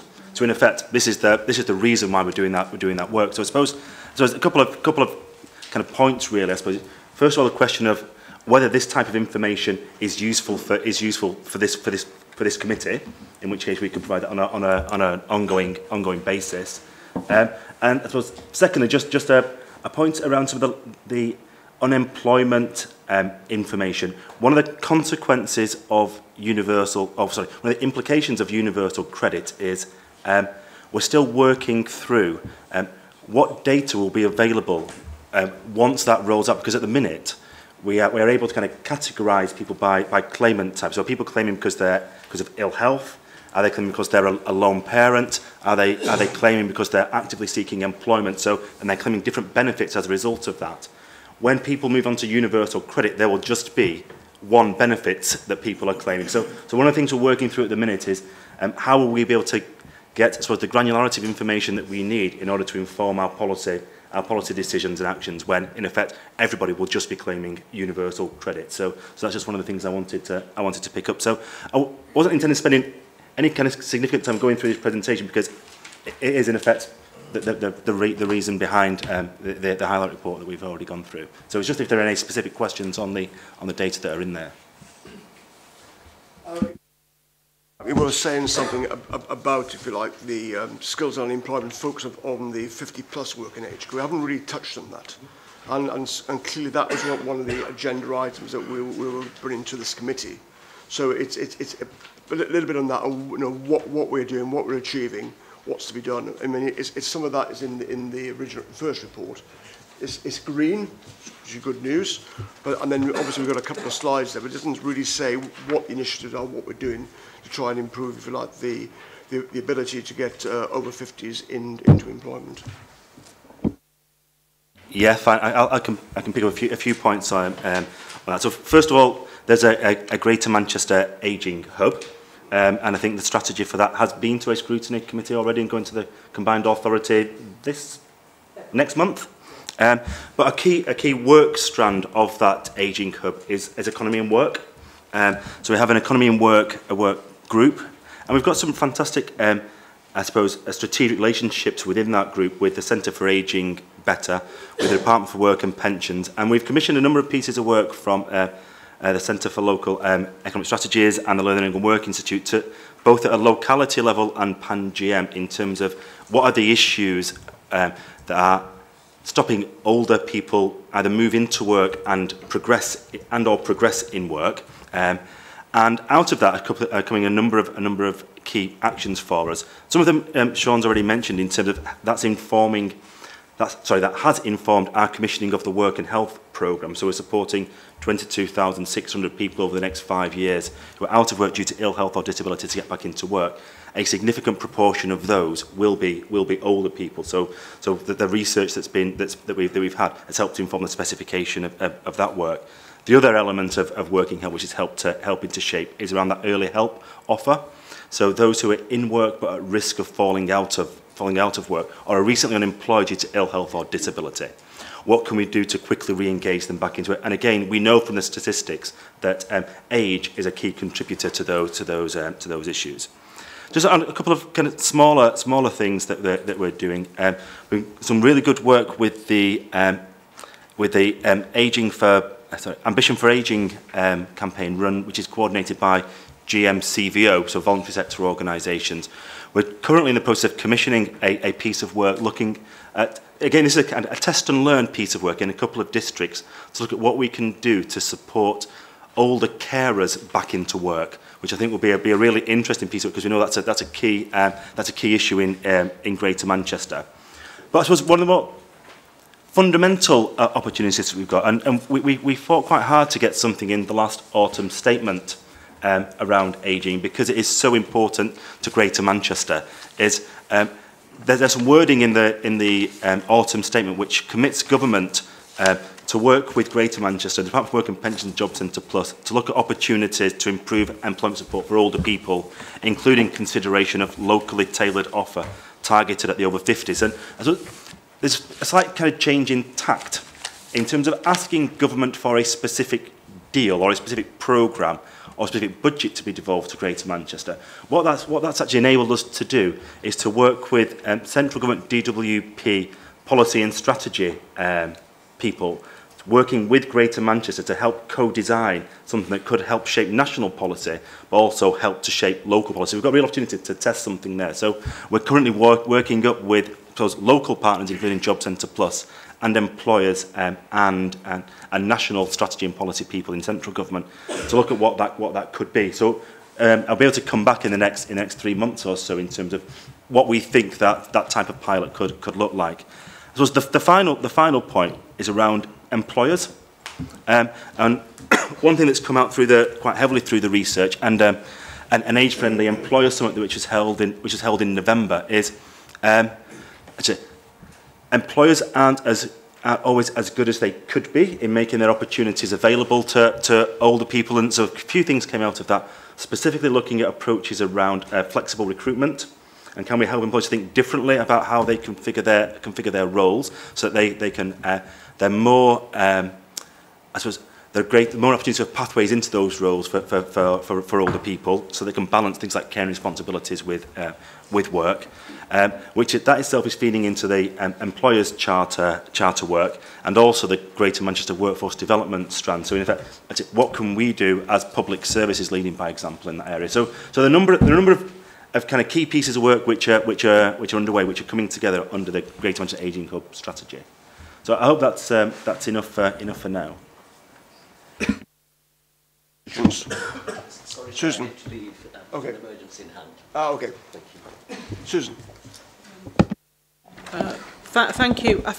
I heard you there, first of all, Matt, pose an important point, which is what sort of data would this scrutiny committee be expecting or wanting to look at, want to have, and you highlighted that data may well change because of universal credit and so on. I think I would say absolutely. I do want to see labour force economic data, and attached to that views of officers who work with that labour force economic data. And the reason why I want to see that is because I feel this committee, at the heart of this committee's work, is this issue of inclusive growth. We're quite passionate to scrutinise that aspect of the Greater Manchester strategy. It's important. It's a top of the list. It's a fundamental issue, and therefore we do want to see what data you can provide us with. Just to say or ask a few other things about the matters that you've spoken about. Yes, the employment of people over 50, it's a growth area. People are living longer, aren't they? Because of wonderful medical treatments and so on. So it's why we raised this almost at the beginning of the work that we started to do. And what I would say is, having read the paper that you've provided us with today, compared to perhaps what I'd read before, I was impressed. The picture, the landscape on this looked better than I thought it was. I think I'd read, perhaps it was 2015 data, where it was looking like around over 20% of our people, or even 25% of those people in certain parts of Greater Manchester, were over 50 who were on sickness benefits and so on. But actually reading this, it looks a bit better, and it certainly looks like there's some progress in some areas. Yeah, I think I read this week about this project for older carers who want to take on some part-time work in their lives. And yeah, I think that's really important. I back that hugely because I did ask a director of public health actually, at a meeting when the determinants of health were being discussed, and I said, look, can I ask you actually, if you had to pick, I said you might not be able to pick one issue that really is the issue that will impact upon people's health and improve their quality of life and improve their health, what would it be? And I found it really interesting because he said, well, actually from the data the answer is if people work. I said, well, yeah. And so that was a revelation because, of course, work and employment and economy is more the area that I'm interested in. So, of course, I realised from that data then that even though people have caring responsibilities, and that is a stress, and they need support. If they work part-time, that certainly seems to be something that will enhance the quality of their life and improve their health and improve their well-being. So I congratulate you on that. Thank you. Any more questions? Chris? Just very quickly, Chair. It may not be possible with the data because everybody now has or can have different state retirement age. So the data that we're presented with stops at age 64, whereas I'm sure there will be people who are age 65, 66 and going into the future 67 and even further who will be unemployed. So, exactly. So is there some way to incorporate that level of data, or is it not compatible because of the differentiating in state retirement ages? That's something I can take. I'll take that away. Have a look at. I think there's a few.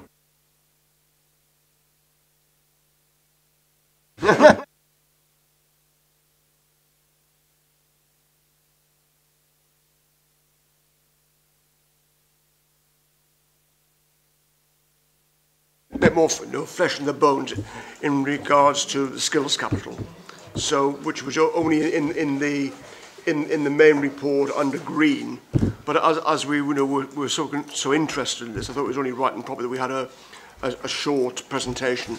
Regrettably, I didn't realise until, well, we didn't realise until probably Wednesday that there wasn't something specifically in the report on this, but it's we've now addressed the situation.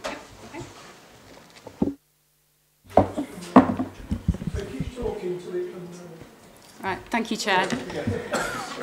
So yeah, apologies. As I said, this was in the main report, but what we felt was actually the process of skills capital and the value of skills capital really is something that we want Scrutiny to be all over, to be perfectly honest, because it plays a massive part, as Sean said, around the area-based review and the comments that have been made around the first paper. We can expand that. Obviously, the essence of what the area-based review was about is to ensure that we have a post-16 system that responds to learners and our businesses. And a key element of that is actually what are our colleges doing in that space, and how do we ensure that they are working within the kind of Greater Manchester structure, responding to our needs in terms of the Greater Manchester strategy, and working in a different way with us as the combined authority and its partners. And skills capital is one of those levers. It's a fairly large lever because obviously it's a £71 million pot of capital funding, and this originally was done by the Skills Funding Agency up until around kind of 3 years ago. And this is the first time really that we've been able to drive the skills capital in a way that supports the Greater Manchester strategy. So all of those points that have been made in previous presentations in the report around inclusive growth, responding to need, responding to you know, the kind of future, the technical pathways that Nicola talked about, and then the link with businesses. This is a capital resource to be able to gently nudge our colleges into that space. So we wanted just to ensure that you've got oversight of the process. I think it's worth saying we are still in a live procurement process, so which is why you have no figures of bids in there and no outcomes. But we wanted to make sure that you are happy with the kind of strict and stringent procurement process that we've been going through. So I am conscious of time, but I'll just skip through the highlights, if we can call it that. So it's £71 million of local growth. It's obviously a devolved capital. It sits within the local growth fund, so it's obviously a ring-fenced amount in that. And during the area-based review, the leaders were particularly clear around what they expected any kind of capital investment would support. So that was things like high-quality facilities in an area, high-quality provision in an area for our young people and our adults that responds to local need, but also responds to Greater Manchester. And this is also looking at the kind of travel to learn as well. We know that at the lower levels of skills, up to level 3, which is the kind of A level, if you like, people are less likely to move. So our young people are less likely to move around the conurbation. So we need to make sure that there is a good offer, a high quality offer across each of the areas. But also what Skills Capital allows us to do is respond to some of that specialism. And it's down here as kind of centres of excellence.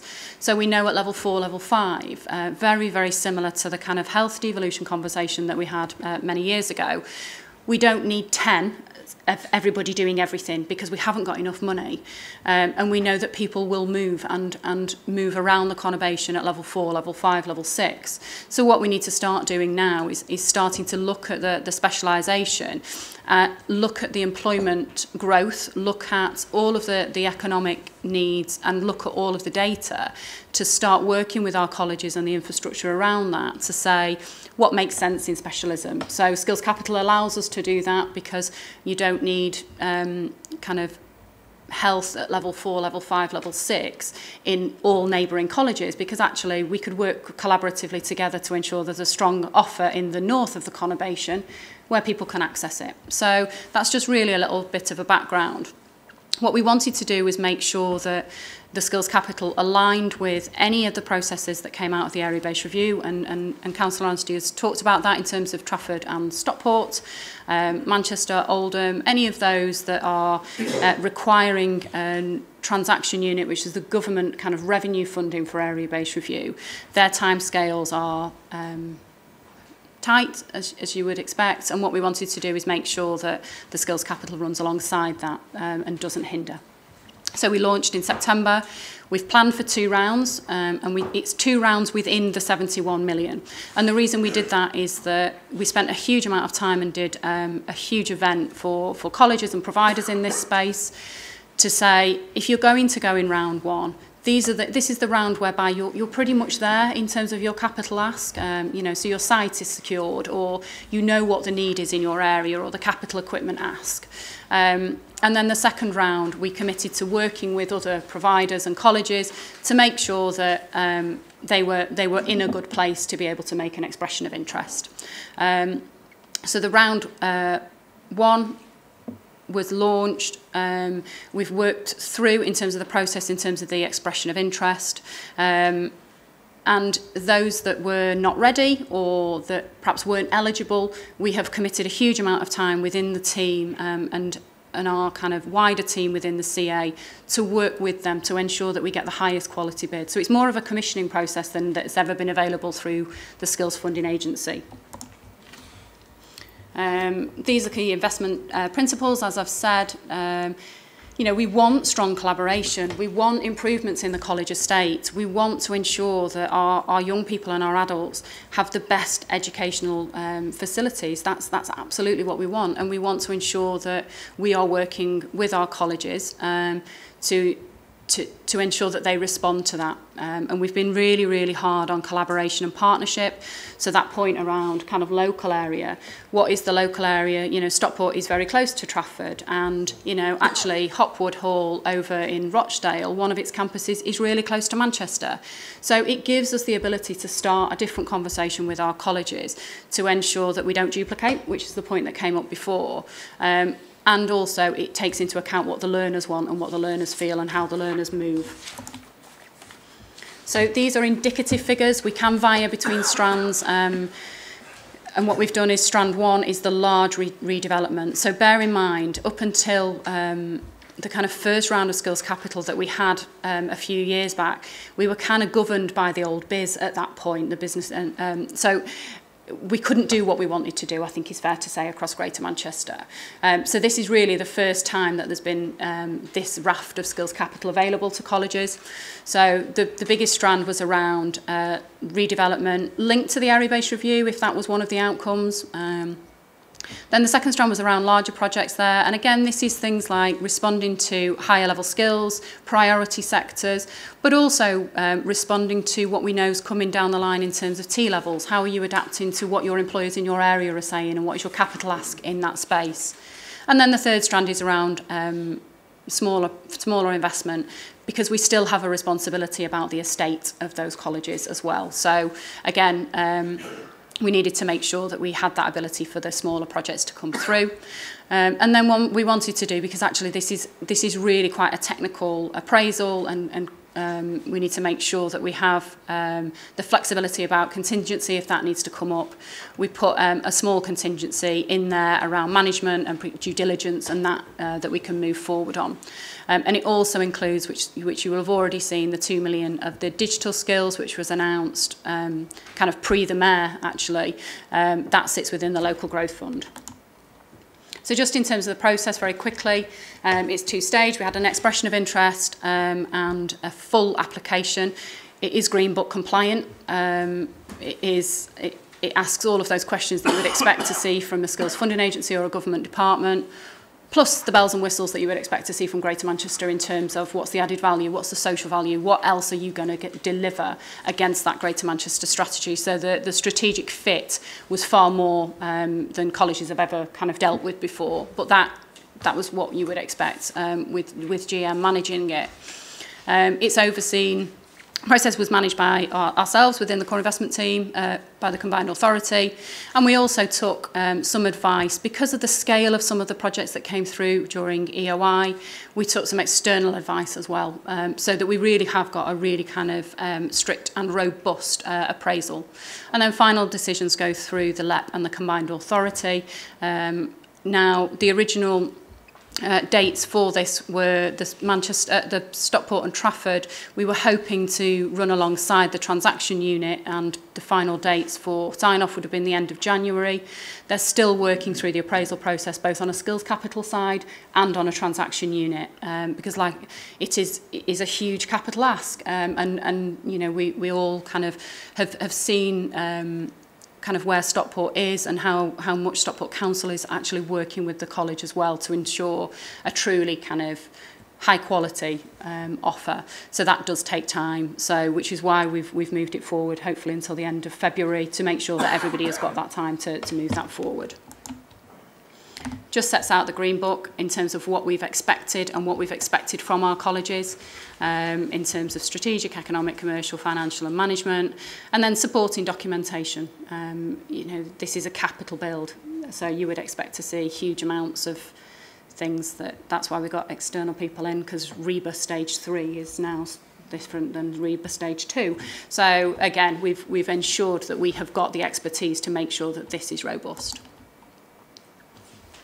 And like I say, the internal process, who was involved, the external process, we took advice from the core investment team and Transport for Greater Manchester, who manage massive projects like this. This is, again, the beauty of being the combined authority now, is that we can draw on those expertise. We also, which I think is why I've put it in bold, we've also taken advice within the appraisal process from the local area to make sure that whatever is being written by that college, it fits the local need. And then recommendations there, as you can see, and then the final decision to the LEP and the CA, just in terms of actually whose accountability in terms of the money. So I'll stop there, and like I say, the reason I wanted to do that is that so that you all have enough time to understand the process. I know it's dreadfully dull, but again, it's a huge amount of investment and really does respond to the needs of everything that we've talked about this morning, this afternoon, and we just wanted to make sure that the actual scrutiny board were comfortable with that process. And just to add to that, the appraisal outcome is per the key decisions is going to the combined authority on the 23rd of February. Yep. So the key decision originally was January. We've moved it to February to make sure that we can, if Stockport and Trafford, for example, move forward massively in terms of their appraisal, that we've stated that key decision. It may slip, but we will keep you informed as to that.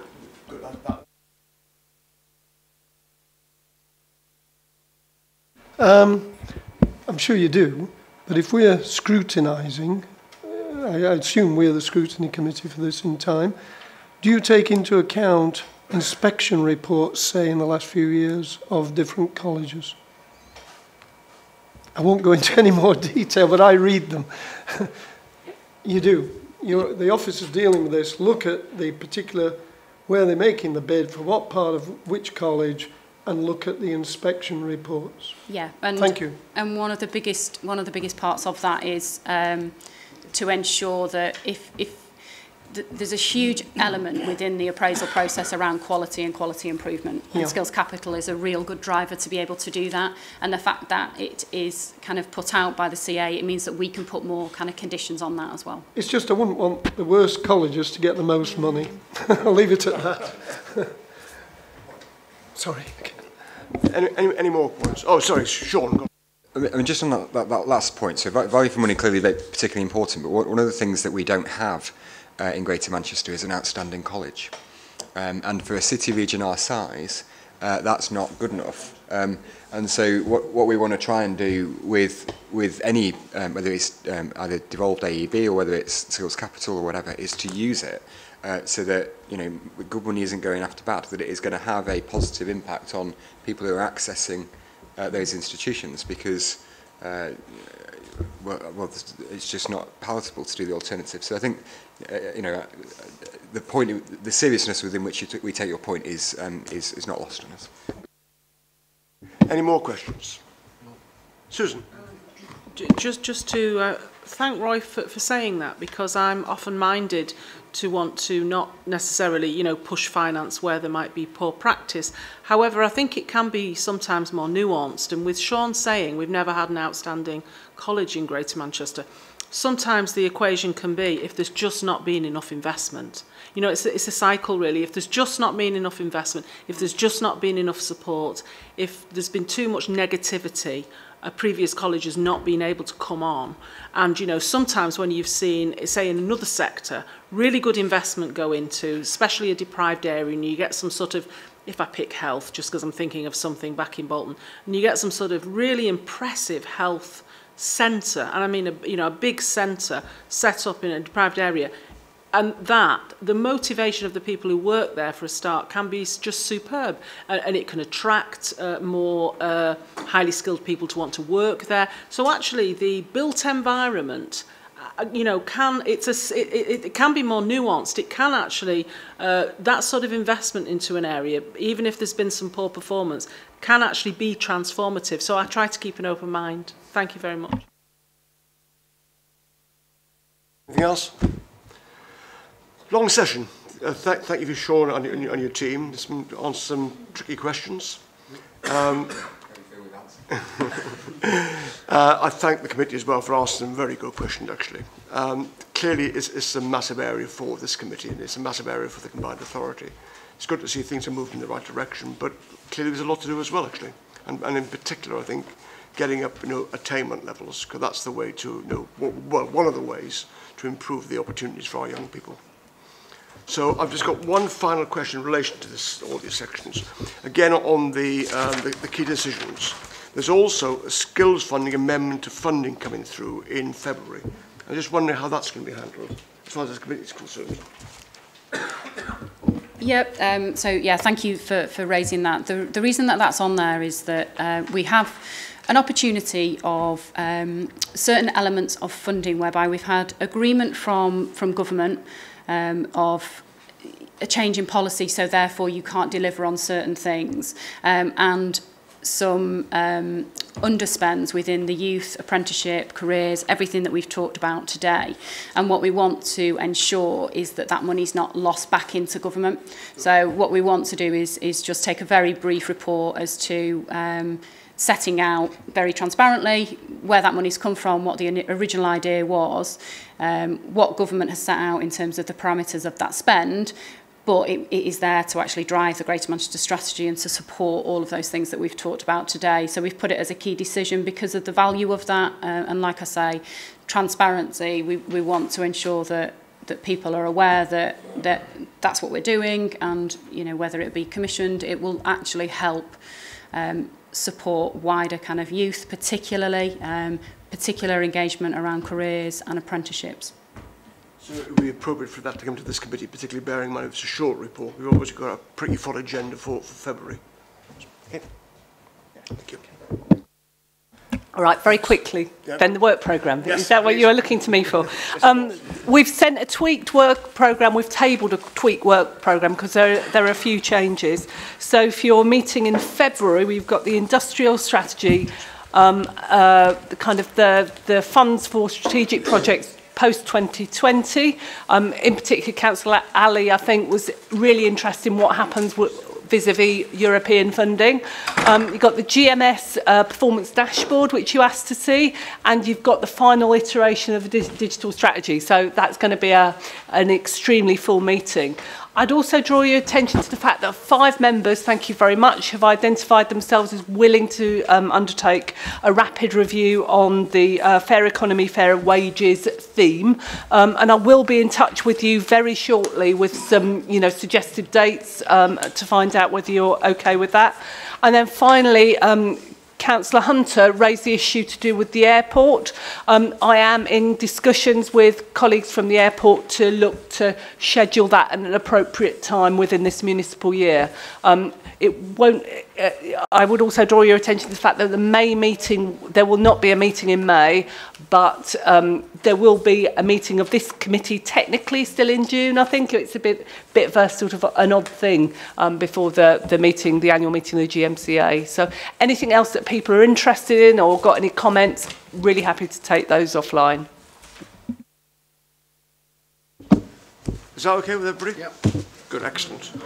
We're just about on time. So many thanks to all of you yet again for your contributions. See you in February. Thanks.